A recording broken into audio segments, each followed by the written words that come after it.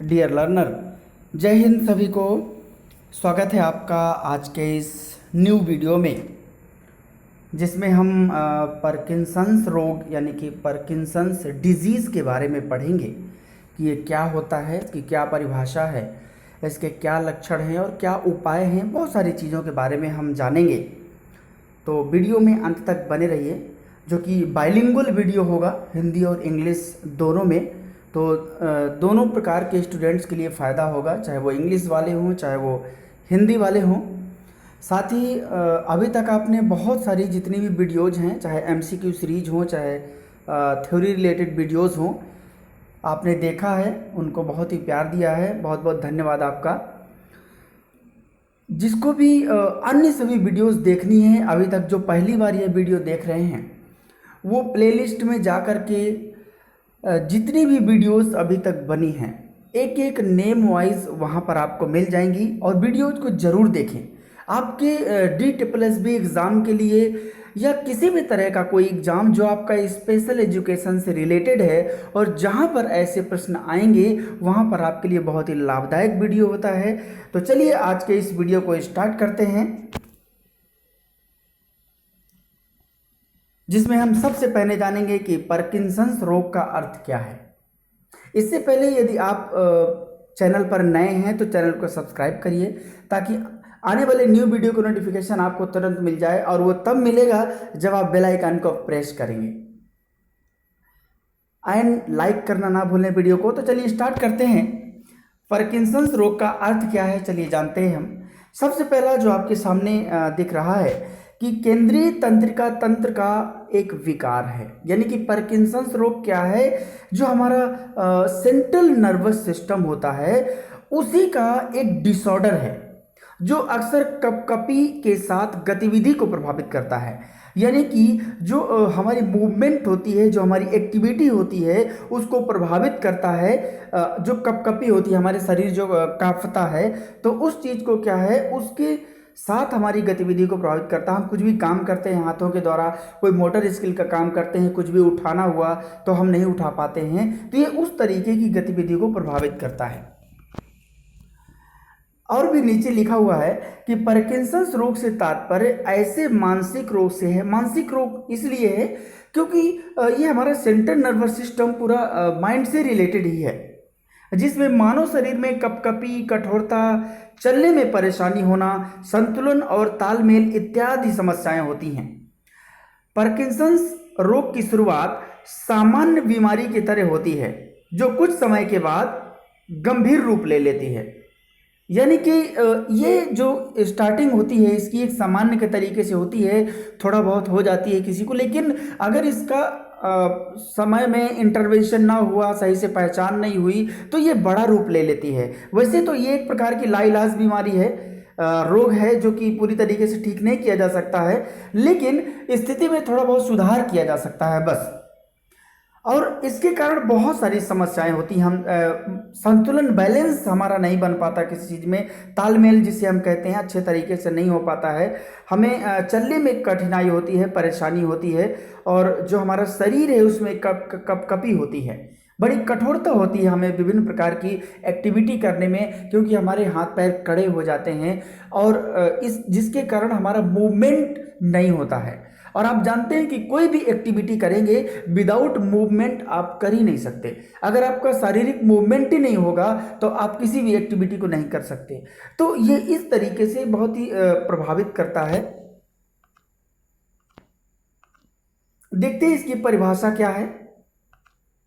ये according to RPWD act 2016, यानी कि 2016 में जो RPWD एक्ट बना था, rights of persons with disabilities act, इसके अनुसार यह परिभाषा है, और किसी के अनुसार परिभाषा है भी नहीं, क्योंकि एग्जैक्ट अभी तक जो एक डिसेबिलिटी के रूप में माना गया है वो केवल RPWD एक्ट 2016 में ही इसे माना गया है। इससे पहले ये एक डिसेबिलिटी का रूप नहीं था, गवर्नमेंट इसे स्वीकार नहीं की। लेकिन अब 21 प्रकार की डिसेबिलिटी जो कि RPWD एक्ट में हो गई हैं, उसी में ये शामिल है। फिलहाल देखते हैं इसकी परिभाषा में क्या कहा गया है कि पार्किंसंस रोग का अर्थ है तंत्रिका तंत्र का एक प्रगतिशील रोग प्रगतिशील मतलब ये एक प्रकार का प्रोग्रेसिव डिजीज है। अगर किसी को थोड़ा बहुत हो जाता है सामान्य तरीके से तो ये बढ़ता ही जाता है, घटता नहीं है, इसीलिए इसको प्रगतिशील रोग कहा गया है। जो कंपन, पेशीय कठोरता और धीमी गति से सटीक गति से चिन्हित होता है। पेशीय में कठोरता आती है, यानी जो हमारा मस्कुलर होता है बहुत कठोर हो जाता है, और हमारा जो किसी चीज़ में धीमी गति हो जाती है, सटीक गति से चिन्हित होता है, इसको ये दर्शाता है। जो मुख्य रूप से मस्तिष्क के वेसल गैंग्लिया के अधःपतन और न्यूरोट्रांसमीटर डोपामाइन की कमी से जुड़े मध्यम आयु वर्ग और बुजुर्ग लोगों को प्रभावित करता है। यानी कि ये बात तय है कि ये मध्यम आयु वर्ग, या जिसे हम कह सकते हैं कि लगभग 40 साल 45 साल, या फिर बुजुर्ग ज़्यादा जो 70 साल 80 साल या 70 प्लस या 60 प्लस हो गए होंगे, तो उनको प्रभावित करता है, क्योंकि उस समय मूवमेंट बहुत ही कम हो जाती है और हमारा विभिन्न प्रकार की समस्याएं होने लगती हैं। तो मस्तिष्क में कमी के कारण ये होता है, जो हमारा नर्वस सिस्टम होता है उसी की दिक्कत से ही हमारा जो कंट्रोलिंग सिस्टम है बॉडी का, वो कंट्रोल नहीं हो पाता है, जिसकी वजह से हमें ऐसी परेशानियां आती हैं। अब हम इसके लक्षण जानते हैं कि आखिरकार कौन कौन से सिम्टम्स हैं, क्योंकि बिना सिम्टम्स के हम पता नहीं लगा सकते कि आखिर कैसे हो सकता है। तो चलिए देखते हैं। जैसा कि इसमें लिखा है कि पार्किंसंस रोग के लक्षण या संकेत अलग अलग लोगों में अलग अलग हो सकते हैं। अक्सर ये लक्षण शरीर के एक तरफ नजर आते हैं, जो उस हिस्से को खराब कर देते हैं। मान लीजिए कि हमारा लेफ्ट साइड का हैंड हो गया और लेग हो गया, या राइट साइड का हो गया, तो ऐसे प्रभावित करता है। और जिस तरफ का प्रभावित कर देता है वो पूरी तरीके से वो मूवमेंट नहीं हो पाता, किसी भी एक्टिविटी को कर नहीं सकता, उस तरह से एक स्थान से दूसरे स्थान तक रन नहीं कर सकता, बहुत दिक्कत होती है। उसके लिए फिर विभिन्न प्रकार की फैसिलिटी, सहायता, विभिन्न प्रकार के इक्विपमेंट्स, इन सब की जरूरत पड़ने लगती है।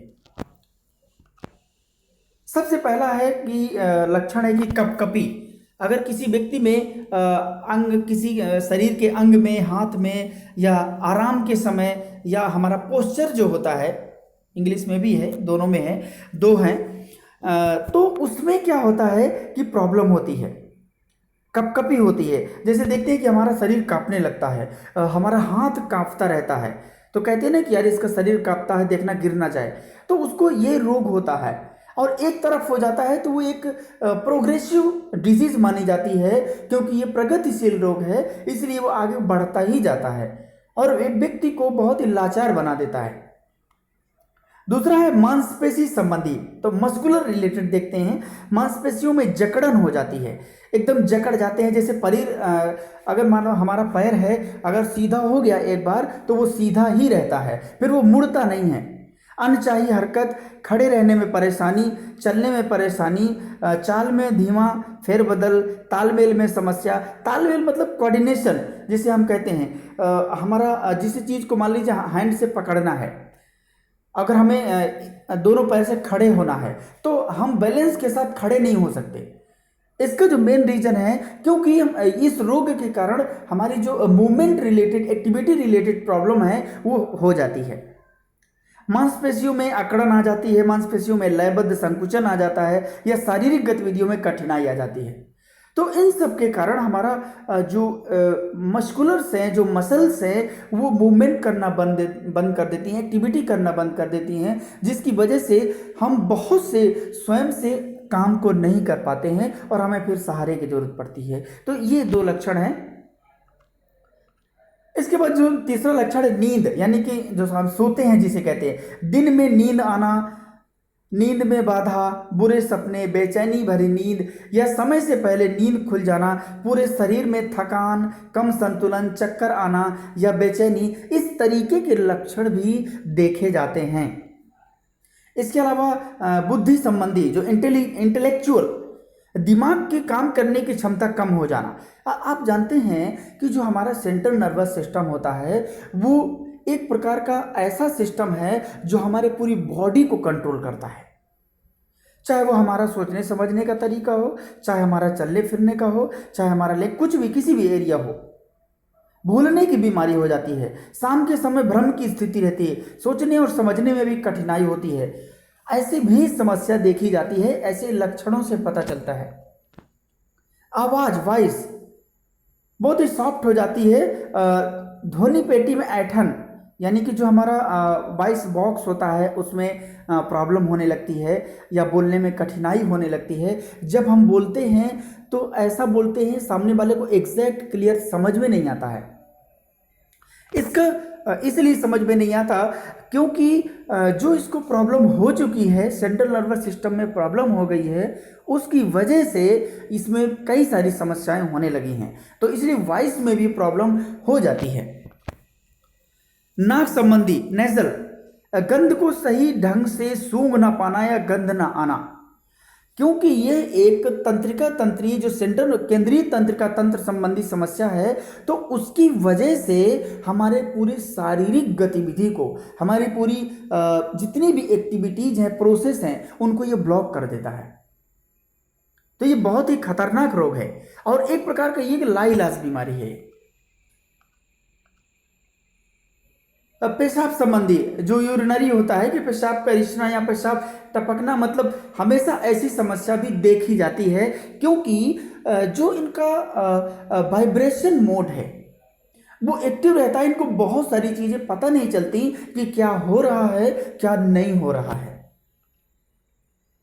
जो मूड स्विंग होना यानी कि उदासीनता या चिंता, हमेशा एंजाइटी रहती है इनके अंदर, क्योंकि पॉजिटिविटी रहना इसीलिए नहीं हो पाता। हम पॉजिटिव इसलिए रह पाते हैं क्योंकि किसी से कम्युनिकेशन करना, माहौल में चलना उठना बैठना, अच्छे से व्यवहार करना, तो हमारा माइंडसेट बदलता रहता है। लेकिन ये एक ही जगह पर रहते हैं, मूवमेंट नहीं हो पाता, तो ये खुद से भी ऐसी थिंकिंग करके प्रॉब्लम में पड़ जाते हैं। चेहरे संबंधी फेशियल, चेहरे के भावों का कम होना या जबड़े में कठोरता आना भी इसका एक प्रकार का लक्षण है। ये होना भी आम बात है, जैसे कि अवसाद, कब्ज, गर्दन की जकड़न, गिरने का डर या गिरना, छोटी लिखावट, निगलने में परेशानी, बिना इच्छा के कुलबुलाहट होना, बिना वजह ताकना, लार टपकाना, विकम्प, विपरीत संवेदनशीलता में नुकसान या वजन घटना। तो ऐसी समस्याएं, ऐसे लक्षण भी देखे जाते हैं या लिखने में दिक्कत भी होती है। अब मान लीजिए कि हमारा हाथ में कड़ापन आ गया तो उंगलियां फिर मूवमेंट नहीं करेंगी, और जब ऐसे मूवमेंट नहीं होगा, एक्टिविटी नहीं होगा, तो सीधी सी बात है ऐसे लक्षण इसके अंतर्गत दिखते हैं। इसके अलावा बात करने में भी परेशानी होती है, बोलने में, स्पीच में जब हम करते हैं तो उसमें भी ये परेशानी होती है। तो ये लक्षण हैं सारे। इसके बाद है पार्किंसंस रोग के साइड इफेक्ट। अगर ये लक्षण हो जाते हैं तो इसके क्या क्या साइड इफेक्ट होते हैं ये भी हम देखते हैं। जैसे बोलते हैं ना कि इसको रिएक्शन हो गया या कुछ अलग, जैसे खा लेंगे, आयुर्वेद नहीं होती तो बोले अंग्रेजी दवा है तो ऐसा रिएक्शन हो जाता है या साइड इफेक्ट हो जाता है। तो वैसे अगर किसी को पार्किंसंस रोग हो जाता है तो उसके साइड इफेक्ट क्या क्या होते हैं, आप वीडियो को अंत तक जरूर देखें, आपको पूरी जानकारी मिलेगी। ये देखिए यहाँ पर लिखा है कि पार्किंसंस रोग को लाइलाज बीमारी समझा जाता है, बिल्कुल, जिसके कारण इससे पीड़ित लोगों को काफ़ी सारी समस्याओं का सामना करना पड़ता है। और किन किन समस्याओं का सामना करना पड़ता है आपने लक्षणों में आपने बहुत सारे जान लिया होगा, लेकिन उसके साइड इफेक्ट क्या क्या हैं वो भी हम जान लेते हैं। शारीरिक गतिविधि का धीमा होना, बिल्कुल, अगर किसी को पार्किंसंस रोग हो जाता है तो फिर वो मूवमेंट नहीं कर पाएगा, शारीरिक गतिविधि नहीं कर पाएगा। क्यों? क्योंकि जकड़न आ जाएगी। अगर हमारे हाथ में जकड़न है तो मूवमेंट बिल्कुल नहीं कर पाएंगे। मूवमेंट हम तब कर पाते हैं जब हमारी मसल्स एकदम एक्टिव होती है, रेडी होती है, उसमें ब्लड सर्कुलेशन बराबर चलता रहता है, तब जाकर के वो बेहतर मूवमेंट होती है। दूसरा है संतुलन और समन्वय कमी, बहुत ज़्यादा प्रॉब्लम होती है कोऑर्डिनेशन में, बैलेंसिंग में। मैंने बताया ना कि अगर किसी सामग्री को पकड़ना हो तो ये नहीं पकड़ सकते, अगर खड़े होना हो एक बराबर बैलेंसिंग के साथ तो नहीं खड़े हो सकते, ये गिर जाएंगे। एक स्थान से दूसरे स्थान तक चल करके जाना हो तो भी ऐसी बैलेंसिंग में भी इनको प्रॉब्लम होती है। इसके अलावा अवसाद या अन्य भावात्मक परिवर्तन भी इनमें देखे जाते हैं, डिप्रेशन की सिचुएशन में चले जाते हैं। एक आम आदमी अगर थोड़ा सा प्रॉब्लम हो जाती है तो डिप्रेशन में चला जाता है। तो सोचिए अगर किसी को पार्किंसंस डिजीज हो जाए, ऐसा रोग हो जाए, तो उसकी क्या स्थिति होगी। बैलेंस इशू, बार बार गिरना, जैसे कि मैंने अभी ऊपर बताया था, तो इसमें ऐसे समस्या देखी जाती है। चबाने निगलने में परेशानी, अब मूवमेंट हर जगह का इसको प्रॉब्लम कर देता है, तो चबाने निगलने में भी परेशानी होती है, तो इसके ये साइड इफेक्ट है।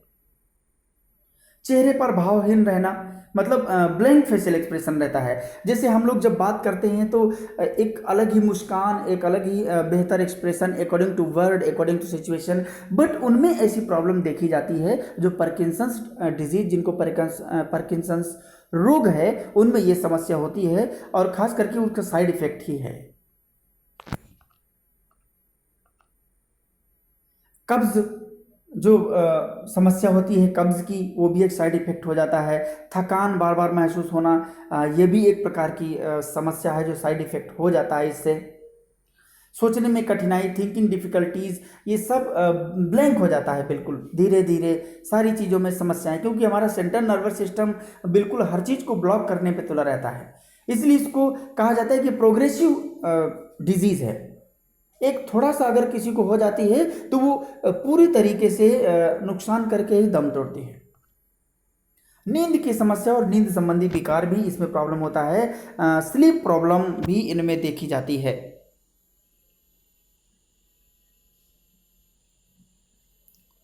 अब हम देखते हैं कि पार्किंसंस रोग के चरण, जो कि बहुत जरूरी हैं। हो सकता है कि कभी एग्जाम में आपको पूछ रहे कि दूसरे चरण में क्या होता है, तीसरे चरण में क्या होता है, तो फिलहाल देखते हैं कि पार्किंसंस रोग के चरण कौन कौन से हैं। स्टेज 1, जिसको हम माइल्डेस्ट स्टेज कहते हैं, कि जब इस बीमारी के लक्षण नजर नहीं आते हैं, एकदम शुरुआती दौर होता है स्टेज 1, एकदम सामान्य तरीके से व्यक्ति रहता है। लेकिन जब स्टेज 2 आती है, मॉडरेट लेवल में हो जाता है, यानी कि जब किसी व्यक्ति के शरीर के अंगों में कपकपी होने लगती है, अब वो कंपन होने लगता है उसके शरीर में हमेशा के लिए, ये होने लगता है, जिससे कि उसमें अब प्रॉब्लम नज़र आने लगती है। तब व्यक्ति से कहता है कि मैं काँप रहा हूँ या मुझे प्रॉब्लम हो रही है, तो उससे हमारी धीरे धीरे पहचान हो सकती है। तो ये दूसरा चरण है। तीसरा क्या चरण है, जिसको हम टर्निंग पॉइंट कहते हैं, स्टेज 3, कि रोग के लक्षण नजर आने लगते हैं। इसके साथ में अन्य समस्याएं जैसे कि गिलास को पकड़ना, चाय का कप पकड़ने इत्यादि का सामना करना पड़ता है।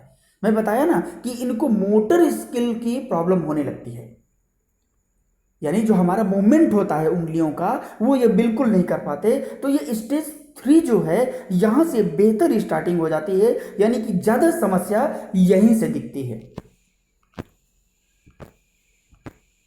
स्टेज 4, जिसको हम सीवियर कंडीशन कहते हैं, चलने या खड़े होने में परेशानी होना, यानी किसी सहारे की जरूरत पड़ना। अब ये यहाँ पर ये स्थिति हो जाती है स्टेज 4 में, जो कि सीवियर या गंभीरता से रिलेटेड है, कि अब ये चलने या खड़े होने में भी इनको परेशानी होने लगती है, किसी सहारे की जरूरत पड़ती है। अब बिना सहारे के ये खड़े नहीं हो सकते हैं, यानी कि अब पूरी तरीके से इनको बैलेंसिंग प्रॉब्लम, तालमेल की प्रॉब्लम होने लगती है, कि अपने शरीर को ये नहीं संभाल सकते हैं। और जो स्टेज 5 है, जिसको हम एडवांस स्टेज कहते हैं, कि पीड़ित लोगों की मानसिक क्षमता पर असर पड़ता है। अब यहाँ पर देखिए मेंटली प्रॉब्लम भी होने लगा। इस स्थिति में लोगों की याददाश्त कमजोर होने, दुविधा में रहने इत्यादि समस्याओं का सामना करना पड़ता है। तो ये एक बहुत ही खतरनाक है, जो किसी भी व्यक्ति को उसकी प्रेजेंट जो लाइफ है वो एक प्रकार से बिल्कुल ब्लैंक कर देना, उसकी स्थिति को ऐसे बना देना, या उसकी स्थिति ऐसे बन जाना जो कि वो सोच समझ ही ना सके, जो पुरानी चीजें हैं उसे भूल जाए। तो ये खतरनाक है। अब जैसे कि मध्यम वर्ग के व्यक्ति के लिए, या फिर जो ज़्यादा बुजुर्ग लोग होते हैं उनमें होता है, जैसा कि हमने जाना था। तो बिल्कुल जैसे पुराने, अब मान लीजिए कोई 60 साल का व्यक्ति है, तो 60 साल का व्यक्ति पुरानी चीज़ें अगर भूल जाएगा तो उसकी आगे की लाइफ तो बड़ी अजीब सी हो जाती है। और फिर विभिन्न प्रकार की जब मूवमेंट प्रॉब्लम होने लगती है तो एक प्रकार का स्थिर हो जाता है एक जगह। अब हम जानते हैं कि पार्किंसंस रोग के कारण, आखिर किस कारण से ये हो सकता है। जैसा कि ऊपर लिखा है कि अभी तक पार्किंसंस रोग के सटीक कारण का पता नहीं चल पाया है। वैज्ञानिकों ने अपनी समझने के अनुसार पार्किंसंस, यहाँ पर पार्किंसंस गलत लिखा हुआ है, टाइपिंग मिस्टेक है, इसको पार्किंसंस समझिएगा। पार्किंसंस रोग के कारणों की परिकल्पना की है, जैसे एक हाइपोथेसिस बनाते हैं, हाँ ये भी कारण हो सकता है, ये भी कारण हो सकता है, वो भी कारण हो सकता है, लेकिन एज एग्जैक्ट कोई रीजन नहीं है इसका भी। किसी भी कारण से लोग मानते हैं, जैसे वैज्ञानिक मानते हैं इसको, डॉक्टर लोग मानते हैं। कौन कौन सा हो सकता है, जैसे कि पहला जेनेटिक कारण का होना, यानी कि शुरुआत से भी ऐसी समस्या, जन्म से जैसे ही जन्म होगा वैसी समस्या देखने को मिलती है, उसी समय से उसका सारी एक्टिविटी करना काम नहीं करेंगी। दूसरा है वायरस के संपर्क में, कोई ना कोई वायरस मिल जाना, विभिन्न प्रकार का, जिसे हम एक प्रकार से संक्रमण कह सकते हैं, अगर उसे हो जाए तो उसके कारण भी ये हो सकता है।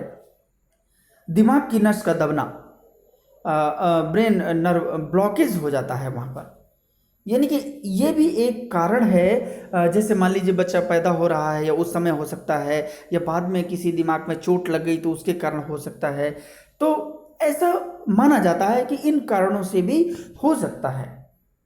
सिर पर चोट लग जाना, हेड इंजरी, तो इसकी वजह से भी हो सकता है, तो ये भी एक प्रकार का कारण है।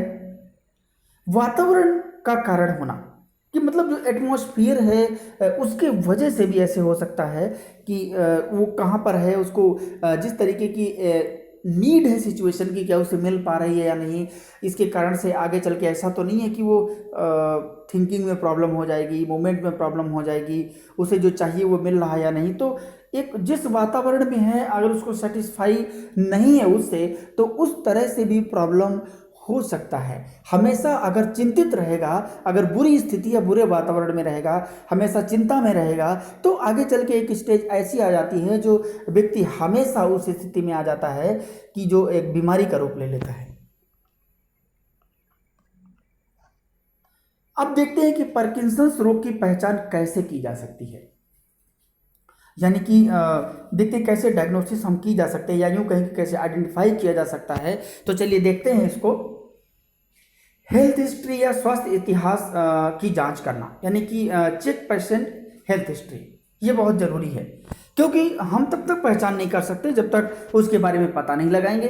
भाई हम किसी के बारे में भी पता लगाते हैं तो हमें उसकी देखना पड़ता है, तो उसका इतिहास देखना पड़ता है कि वास्तव में वो कैसा है, कब से इसको है, किस तरीके से है, क्या क्या इसके घर में किसी को है, क्या क्या उसकी वजह से हुआ है। ये माता पिता से पूरा पूछताछ करते हैं, पूरी इंक्वायरी करते हैं, तो ये इससे रिलेटेड है। दूसरा है सीटी स्कैन करना, उससे भी पता लगाया जा सकता है। तीसरा है एमआरआई करना, जो मैग्नेटिक रेजोनेंस इमेजिंग होता है, उसकी वजह से भी मतलब पहचान की जा सकती है। और चौथा है डोपामाइन ट्रांसपोर्टर, तो ये भी एक तरीके का तरीका है जिससे हम पार्किंसंस रोग की पहचान कर सकते हैं। ये हमारे पास 4 तरीके हैं। अब देखते हैं कि इसकी रोकथाम कैसे करेंगे, प्रिवेंशन। अगर मान लीजिए किसी को हो गया, क्योंकि है तो ये बहुत ही खतरनाक, जैसे कि हमने अभी तक जो जाना है कि अगर किसी को हो जाती है तो ये एक प्रोग्रेसिव डिजीज है, जो कि प्रगतिशील होती रहती है, हमेशा पीछे लौटती नहीं है, एकदम आगे की ओर बढ़ती रहती है। किसी को अगर एक हाथ में थोड़ा सा प्रॉब्लम हो गया, सामान्य सा प्रॉब्लम हो गया, तो वो बढ़ती ही जाएगी, थोड़ा से और ज़्यादा, और ज़्यादा से और ज़्यादा से, पूरी स्थिति को एकदम बिल्कुल से तालमेलहीन कर देती है, बिल्कुल से समझहीन कर देती है, बिल्कुल से मूवमेंट नहीं कर सकता, बहुत सारी प्रॉब्लम हो जाती है। फिलहाल देखते हैं इसकी रोकथाम। सबसे पहला है कि केमिकलों से दूर रहना। जो आजकल केमिकल्स होते हैं, जैसे कि हम फैक्ट्रीज़ वगैरह के बगल में रहते हैं वहाँ पर, या वहाँ काम करते हैं, क्योंकि हमने देखा कि मध्यम वर्गीय जो 40-45 या 50, या यूँ कहें कि 35-40 या 60 एबव जिनके पास दिक्कत होती है, तो वहाँ पर काम करते हैं, और तो वहाँ से भी हो सकता है, तो उनसे बच के रहना चाहिए। बहुत ज़्यादा केमिकल लेना भी नहीं चाहिए जिससे नुकसान करें। दूसरा है ताज़ी सब्जियों का सेवन करना। जैसे कि हम पहला देखे थे, केमिकलों से दूर रहना, तो जहाँ पर जैसे प्रॉब्लम्स होती है, केमिकल जहाँ ज़्यादा होते हैं उनसे दूर रहना चाहिए। और दूसरा है ताज़ी सब्जियों का सेवन करना। बिल्कुल, ये तो बहुत बड़ा एक प्रकार का नेचुरल है जो हमारे लिए एक उपहार के समान होता है। ताज़ी सब्जियां किसी भी प्रकार की समस्या के लिए माना जाता है कि बहुत ही फायदेमंद होता है और इसको खाने से व्यक्ति स्वस्थ रहता है। एक्सरसाइज करना ये भी बहुत ज़रूरी है, जैसे कि व्यायाम कर सकते हैं, योगा कर सकते हैं। इससे क्या होता है कि मूवमेंट होता रहता है, हमारे पैर का मूवमेंट, हाथ का मूवमेंट, गर्दन का मूवमेंट, पूरे बॉडी का मूवमेंट होता रहता है। अनुलोम विलोम करेंगे तो हमारी जो श्वास लेना आना जाना, तो उसके वजह से भी हमारा जो बॉडी का जो एक बैलेंस है, बॉडी का जो एक नेचर है, वो एक बेहतर नेचुरल बना रहता है। हेल्थ चेकअप करवाना, अगर आपको लगता है थोड़ा सा तो इसकी चेकअप करवाना चाहिए, और जब चेकअप होगा तभी आपको सुधार की गुंजाइश हो सकती है। दूसरा है से नो स्मोकिंग, मतलब धूम्रपान ना करना, कि जैसे सिगरेट, बीड़ी या उस तरीके का जो गांजा या चरस, अफीम, जो ऐसी चीज़ें होती हैं इसका उपयोग नहीं करना चाहिए। एल्कोहल नहीं लेना चाहिए। एल्कोहल मतलब जैसे कि दारू हो गया, इस तरीके की चीज़ें नहीं लेना चाहिए जो कि नुकसानदायक होता है, हमारे इंटरनल पार्ट्स को डैमेज कर देता है। छोटे छोटे कार्यों में भी एक्टिव रहना, छोटे छोटे कार्यों मतलब कुछ भी हो, जैसे कोई किसी काम को लिए कहता है तो एक्टिव रहना। अब इससे ऐसा क्यों करना चाहिए? क्योंकि इससे हमारा मूवमेंट बना रहता है, इससे हमारा मोटर स्किल काम करता है। हमारा जैसे मान लीजिए किसी ने कह दिया घर में कि जाओ एक बाल्टी पानी वहाँ से उठा के यहाँ रख दो, तो अगर उसने रखा तो उसका मूवमेंट हो रहा है, हाथ से पकड़ा, उस बाल्टी को पकड़ा, उठा करके रखा, मग में किसी चीज़ को एक स्थान से दूसरे स्थान तक पहुंचाया, कोई सामग्री एक स्थान से दूसरे स्थान तक पहुंचाया, कुछ भी नहीं हो तो घर वालों को भी ऐसे करवाते रहना चाहिए एक्टिविटी। तो ये प्रिवेंशन के चीज़ें हैं, और भी बहुत सारी एक्टिविटी जो फिजिकल रिलेटेड हो सकती हैं, करवाना चाहिए, इससे फायदा होगा। विशेषज्ञ कौन कौन हो सकता है? क्योंकि स्पेशलिस्ट कुछ ना कुछ तो होगा। देखिए, पूरी तरीके से ठीक तो नहीं कर सकते हैं हम, लेकिन अगर सही सुझाव मिल जाए तो एक स्थिति कम से कम इतनी बेहतर बनी रह सकती है कि हम अच्छे से जिंदा रह सकते हैं। वाणी चिकित्सक, स्पीच थेरेपिस्ट, आप जानते हैं कि जब किसी को पार्किंसन डिजीज हो जाती है तो लगभग सभी अंग प्रभावित होते हैं, जिसके कारण से हमारा बोलने में भी कठिनाई होती है। तो स्पीच थेरेपिस्ट की जरूरत पड़ती है कि उसको वो प्रैक्टिस कराएगा बोलने के लिए। भौतिक चिकित्सक, जिसका हम फिजियोथेरापिस्ट कहते हैं, जो शारीरिक रूप से मूवमेंट प्रॉब्लम हो जाती है तो उसको कैसे मूवमेंट के थ्रू सही करना। तंत्रिका, तंत्र विशेषज्ञ, जिसको हम न्यूरोलॉजिस्ट कहते हैं। अब न्यूरोलॉजिस्ट तो पूरा दिमाग का ही खेल है, वहीं से मेन प्रॉब्लम है न्यूरल सेंट्रल नर्वस सिस्टम से ही। तो न्यूरोलॉजिस्ट इसके लिए बहुत ही बेस्ट है, उसकी जांच करना, परखना, बताना क्या इस तरह इसका किस स्टेज की प्रॉब्लम है, वो सारी चीज़ें वो एक जांच करके बता सकता है। प्राथमिक देखभाल प्रदाता, प्राइमरी केयर प्रोवाइडर, शुरू में जैसे होता है ना कि सामान्य सा प्रॉब्लम हुआ, तो जो सामान्य सा प्रॉब्लम शुरुआत में ही जो व्यक्ति बता देता है उसको हम पीसीडी कहते हैं, प्राइमरी केयर प्रोवाइडर। और एक चीज़ ध्यान दीजिए, ये पीसीडी का फुल फॉर्म भी कभी पूछा जा सकता है, तो पीसीडी बड़ा अननोन चीज़ है, तो हम प्राइमरी केयर प्रोवाइडर जल्दी समझ नहीं पाते हैं। तो ये चीज़ें आपको ध्यान में रखना है। तो ये भी एक विशेषज्ञ हो सकते हैं। ऑप्शन, ये सवाल भी आ सकता है कि कौन कौन स्पेशलिस्ट हो सकते हैं।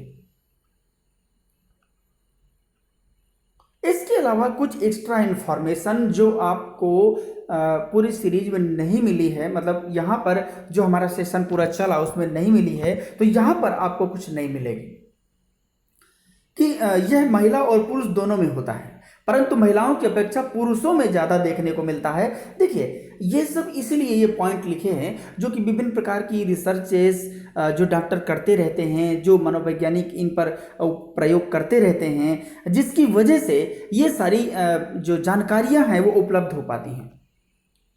जो वर्ल्ड पार्किंसंस डे कब मनाया जाता है? अप्रैल 11 है, जो एनुअली होता है, एक बार मनाया जाता है 11 अप्रैल को, यानी कि अप्रैल के महीने में 11 अप्रैल को मनाया जाता है वर्ल्ड पार्किंसंस डे।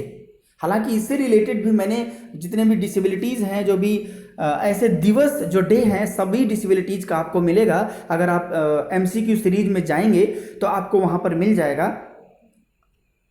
जो तीसरा है पार्किंसंस रोग, एक प्रगतिशील तंत्रिका तंत्र विकार है। जैसा कि मैं अभी भी बार बार बताया कि जो प्रोग्रेसिव न्यूरो सिस्टम डिसऑर्डर है ये एक प्रकार का, तो नर्वस सिस्टम डिसऑर्डर है, तो एक प्रकार से इसे भी आप समझें। चौथा देखिए कि यह ज़्यादातर बूढ़े व्यक्तियों में 60 की उम्र के बाद के लोगों में देखने को ज़्यादा मिलता है। पांचवा है कि प्रिय मुक्केबाज मोहम्मद अली पार्किंसंस रोग से पीड़ित थे। उनकी याद में उनके नाम पर मोहम्मद अली पार्किंसंस सेंटर भी खोला गया था। ये शायद आपके लिए नई जानकारी होगी, हो सकता है आप जानते हो, लेकिन आपके डीएसएसबी के एग्जाम में या कोई भी एग्जाम जो स्पेशल एजुकेशन से रिलेटेड है आपको काम आ सकता है। देखिए 6 पॉइंट देखिए, हर साल 10 लाख से ज़्यादा मामले भारत में मिलते हैं। ये आप ध्यान रखिए। केवल दिव्यांगजन अधिकार अधिनियम में शामिल है, यानी कि जो हमारा आरपीडब्ल्यूडी एक्ट है उसी में ये केवल शामिल है। ये आपके लिए कुछ एक्स्ट्रा इन्फॉर्मेशन थी, बहुत सारी इसमें से आप जानते भी थे। तो ये रही आज का जो हमारा सेशन, आज का नया जो टॉपिक। आप कहते रहते थे कि सर नया वीडियोस लेकर के आइए जो थ्योरी रिलेटेड होगा, तो आशा करता हूँ कि आपको ये वीडियो अच्छा लगा होगा। कमेंट करके ज़रूर बताइए, और कुछ सुझाव जो आपको लगे कि सर दे सकते हैं तो ज़रूर दीजिए, मोस्ट वेलकम। तो कमेंट करके ज़रूर बताएं। थैंक यू सो मच, बहुत बहुत धन्यवाद आपका। आप देखेंगे ज़रूर पूरा, मुझे उम्मीद है। दोस्तों तक शेयर ज़रूर करें। थैंक यू सो मच, बहुत बहुत धन्यवाद आपका। अच्छा लगा हो तो लाइक करें, साथ ही सब्सक्राइब करें एंड बेल आइकन को जरूर प्रेस करें ताकि आने वाले न्यू वीडियो का नोटिफिकेशन आपको तुरंत मिल जाए। एंड दोस्तों तक शेयर करना ना भूलें। थैंक यू सो मच, जय हिंद। मिलते हैं नेक्स्ट वीडियो में।